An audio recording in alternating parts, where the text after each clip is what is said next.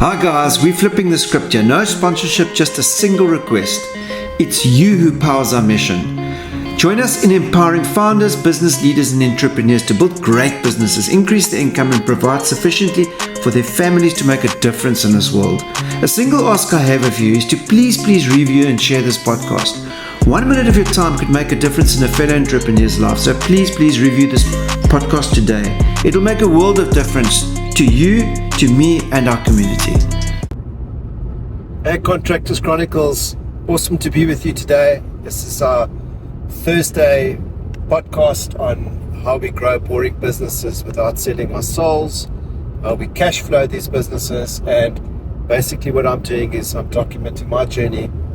I wish someone had done that for me in the non-guru space, and just a normal person that has fallen many times and has seen some wins, but has also fallen and learning throughout the process. Because believe me, what I'm finding is that a lot of these gurus that have made it to the top, they all struggled at one stage to grow their businesses, to grow their brand profiles, and it's not easy. It takes tenacity, it takes consistency, it takes getting up after you've fallen down. And I mean, that's the story of an entrepreneur, I suppose. And maybe I should just reflect a bit, going back into my history.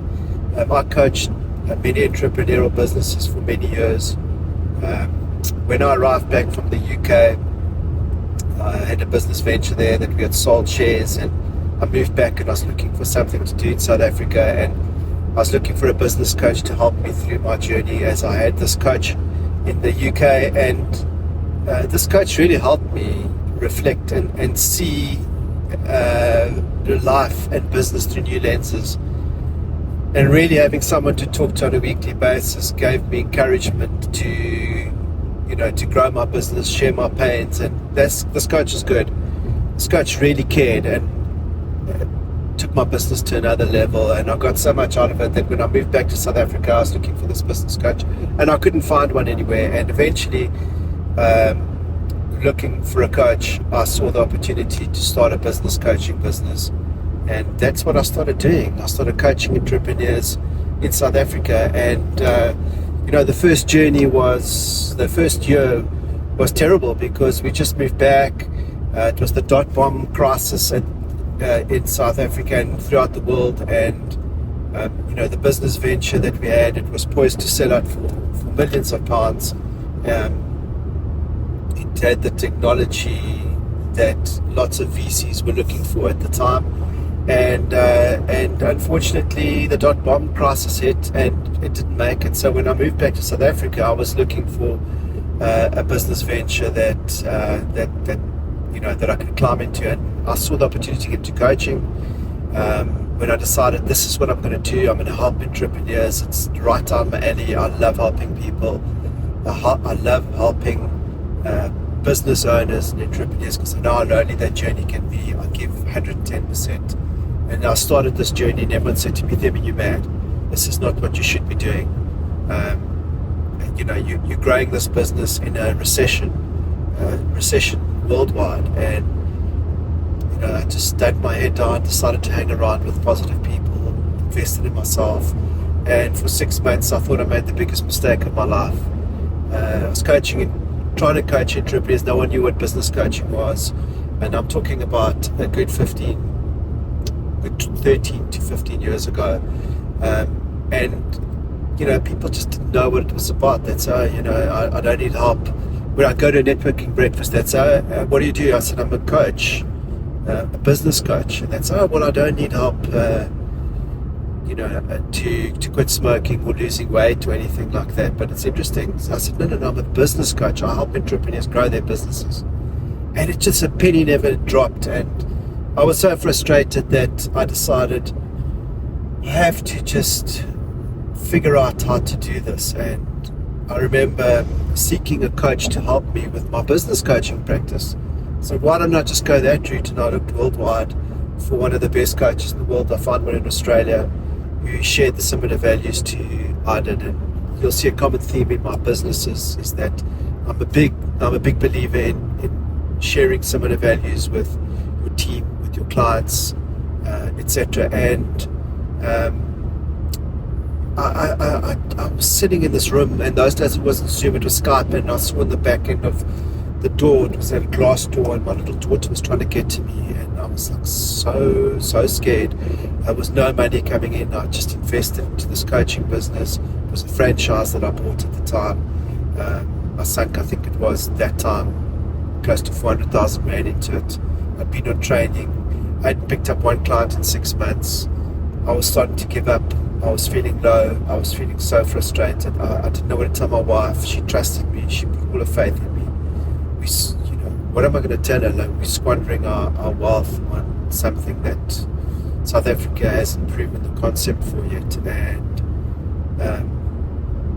this coach just ended up coaching me through this whole process, and came to the punchline where this coach said to me, Themi, listen, it's coming to a time now where you need to decide whether you want me as your coach.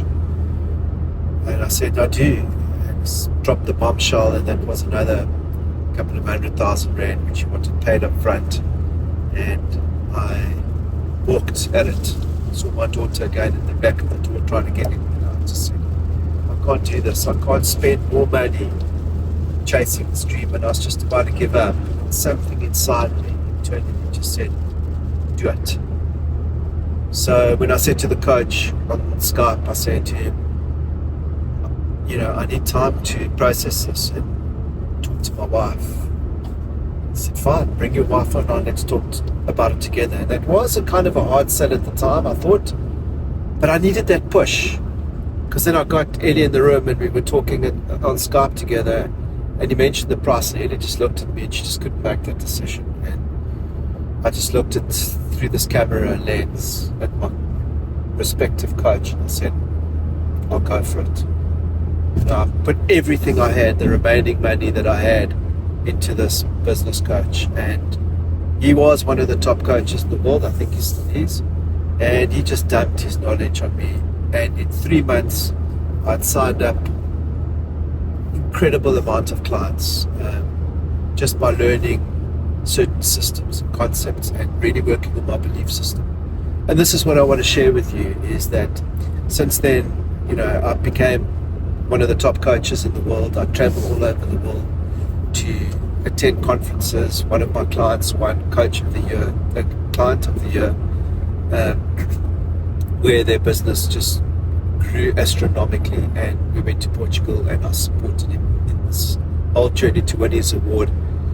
I really climbed up the top ladder. So out of 850 coaches, I think I made it to the top 10 a few times, and it was an incredible journey, and I'm blessed with the learnings. We just every year we'd go and learn about important concepts around coaching, about great businesses, about systems, so all this knowledge. And I just got so excited that I, after 11 years, decided I need to start my own business again. And I just love the entrepreneurial journey, and I want to grow my own team, and I want to build a new business.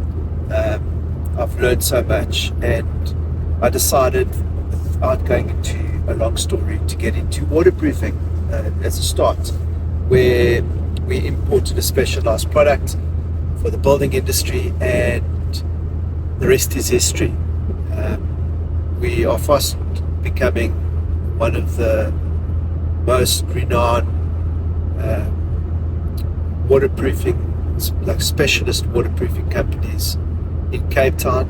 People from all over South Africa are phoning me. In fact, there are people from all over Africa and around the world that are starting to see our social media and contact me for opportunities, and we stay pretty focused. So where we're at today, this has been a good 6-7 years down the line. I'm blessed that I'm coaching my own team.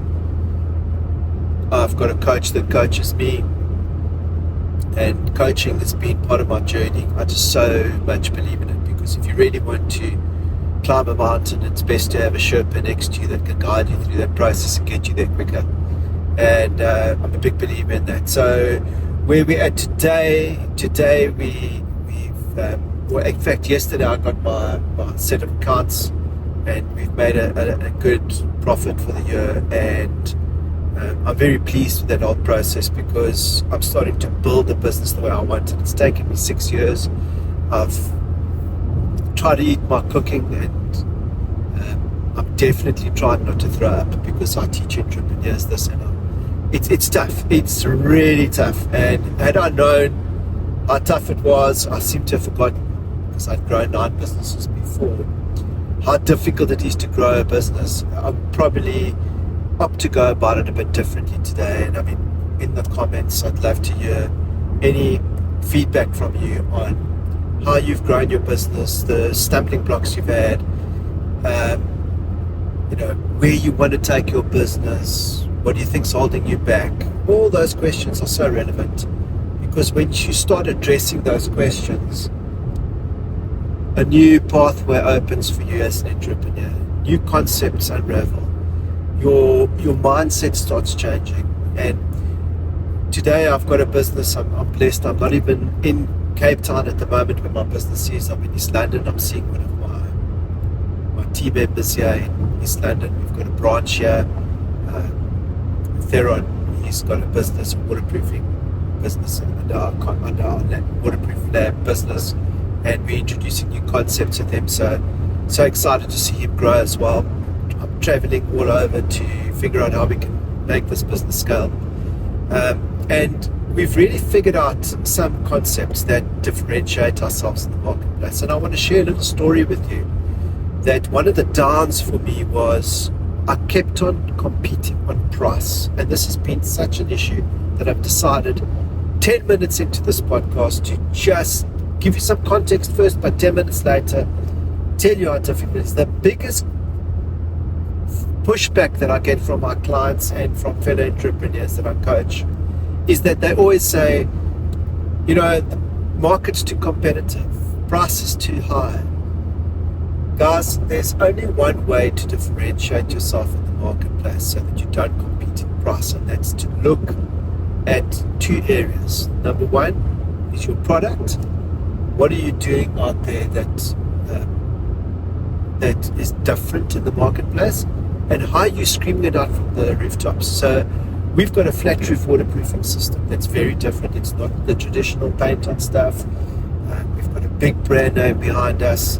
It's a system that's been tried and tested for 50 years, and we specialize in solving a big problem, and the big problem is flat roofs. No one wants to deal with flat roofs, but we're doing it, and we start shouting it out from the rooftops.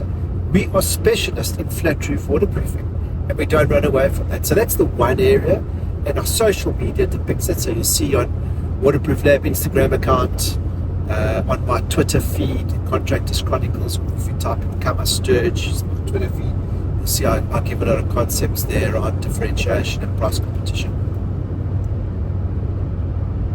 And we've really positioned ourselves in the marketplace. And then what happens is other work spills off from that. So people realize, hold on, these guys are the specialists.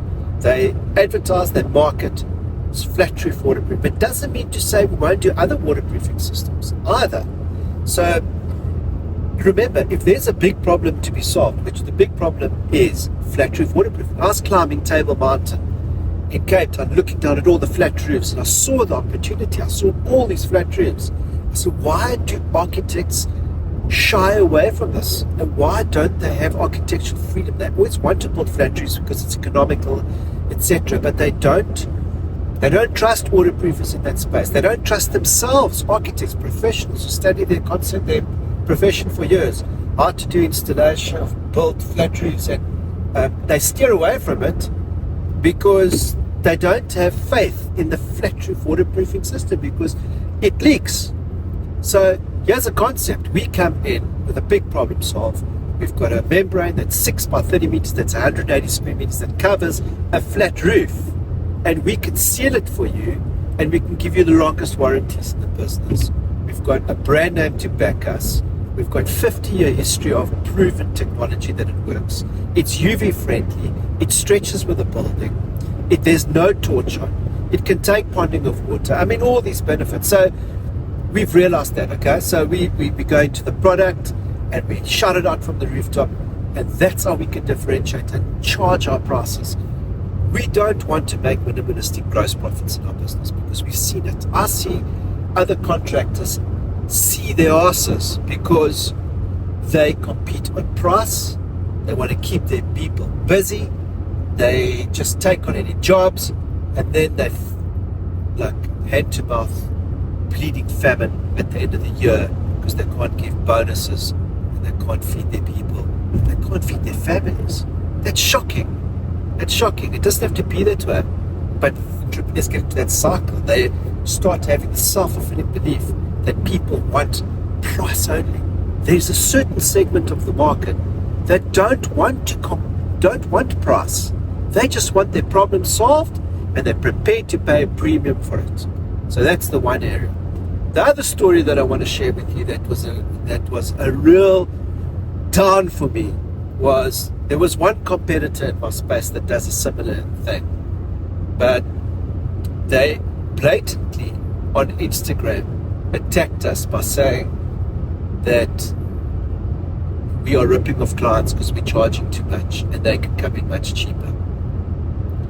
And they came in from another market into our city and they advertised using our Instagram hashtags, etc. It was so blatant, it was obvious. And I said to my team, guys, we're not going to retaliate, we need to think about this. So they put it out there and they said, if you need someone with integrity and you need someone who's going to beat their prices, come to us. And we lost an 800,000 Rand project there. It ended up being 1.2 million Rand project to this client, to this competitor. It was a hard one to lose, but it made me reflect, and I realized, guys, when we advertise and when we're marketing, we cannot compete on price. We cannot compete on the same benefits, but we need to find something that's unique within ourselves that we can advertise from the rooftops that these competitors cannot do. A competitive advantage, a sustainable competitive advantage, a core competency that we can do that they cannot do.